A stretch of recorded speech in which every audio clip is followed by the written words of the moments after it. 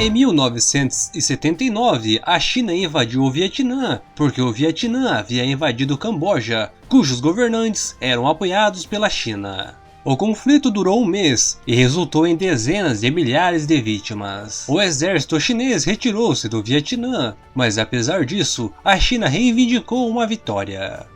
Para entender isso, temos que voltar no tempo e mais ao norte. China e Rússia eram amigas, então quando a Guerra do Vietnã estourou em 1955, eles apoiaram o norte comunista contra o sul capitalista. Então, no momento em que terminou em 1975, no entanto, os chineses e os soviéticos estavam brigando. Os soviéticos estavam exaustos de décadas de guerra, então queriam a paz com o Ocidente. Mas Mao Tse-tung, o líder da China, queria uma abordagem mais agressiva em relação às nações capitalistas, razão pela qual ele atacou Taiwan de 1954 a 1955 e novamente em 1958. Os Estados Unidos ajudaram Taiwan, mas os soviéticos não quiseram se envolver, e isso irritou Mao Tse-tung. Então, em 1959, os soviéticos ofereceram apoio moral aos rebeldes tibetanos após o fracasso do último levante contra a China.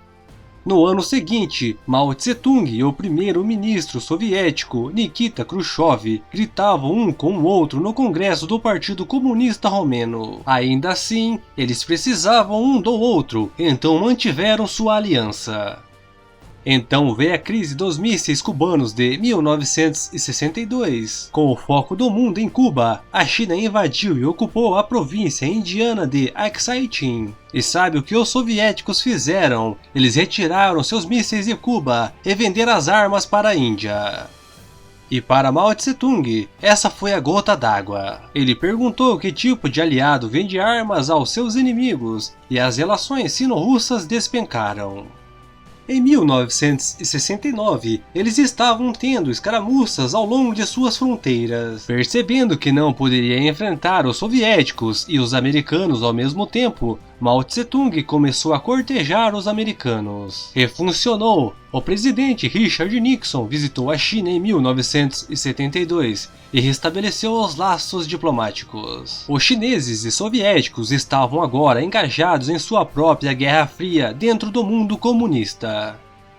Em 1975, Vietnã e Laos se aliaram aos soviéticos, então a China estendeu a mão para o Camboja. Mao Tse-tung morreu em 1976, mas a Guerra Fria sino-soviética continuou.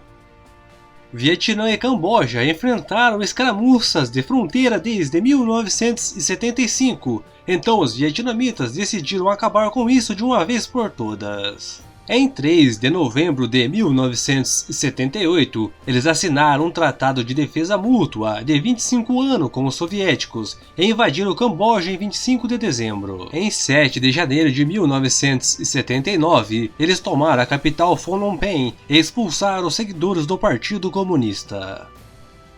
Com os soviéticos ao norte e os vietnamitas ao sul, os chineses se sentiam encurralados. A China, agora sob o comando de Deng Xiaoping, visitou os Estados Unidos em 1º de janeiro e disse ao presidente Jimmy Carter que o Vietnã precisava ver uma demonstração de força para provar que a China poderia proteger seus estados clientes. No dia seguinte, ele disse a Moscou que a China estava pronta para uma guerra com a Rússia. Para provar isso, cerca de 300 mil civis chineses foram evacuados da fronteira sino-soviética, enquanto o Exército de Libertação do Povo da China foi concentrado ao longo de sua extensão.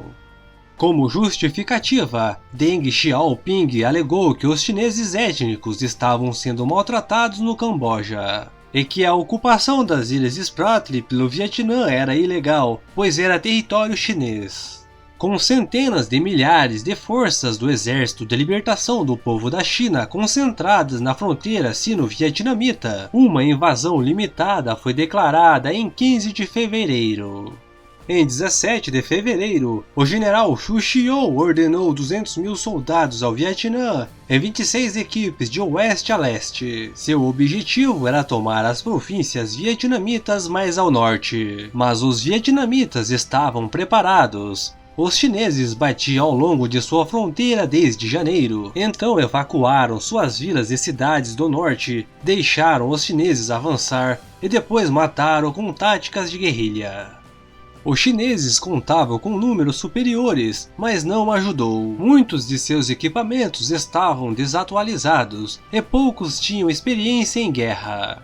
Muitos dos vietnamitas, entretanto, eram veteranos de guerra, com algumas das armas e equipamentos que os americanos haviam deixados para trás. A Rússia também havia dado a eles 400 tanques, 800 mísseis antitanque, 400 mísseis terra-ar e 20 caças a jato. Eles também tinham entre 5.000 e 8.000 conselheiros militares russos. Enquanto 15 navios de frota soviética do Pacífico estavam na costa vietnamita, decodificando comunicações chinesas. Para garantir que as tropas restantes da China não cruzassem, os soviéticos implantaram seus militares ao longo da fronteira sino-soviética e da fronteira mongol-chinesa. Diante da possibilidade de uma frente de batalha adicional, a China manteve sua força de reserva de volta. O Exército de Libertação do Povo da China queria levar o exército do povo do Vietnã para o combate aberto, mas os vietnamitas não morderam a isca. Os 26 atacantes chineses começaram a se unir em grupos maiores, mas exceto nas batalhas de tanques, que eles raramente viam seus inimigos. No final de fevereiro, o exército do Vietnã ainda não havia colocado a maior parte de suas divisões regulares, mas suas táticas de guerrilha esmagaram os chineses. Deng Xiaoping nunca teve a intenção de ocupar o Vietnã. Ele queria assustar os vietnamitas para fora do Camboja, fazer isso rapidamente para evitar conflito direto com os soviéticos e evitar alienar o Ocidente.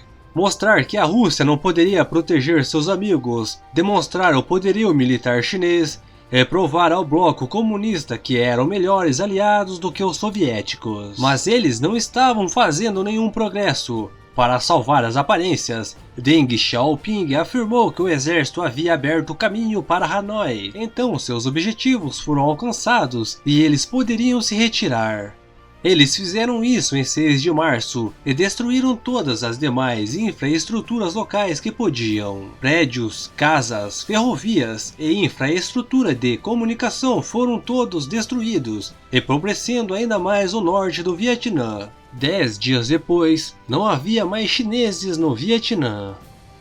E a China declarou vitória, e ninguém sabe realmente quantos morreram. Estima-se que o Vietnã perdeu cerca de 26.000 a 60.000 pessoas, enquanto a China perdeu entre 7.000 e 50.000 pessoas. As escaramuças sino-vietnamitas continuaram até 1989, quando o Vietnã finalmente saiu do Camboja. Quando os vietnamitas pensam em guerra, pensam primeiro na China e depois na América.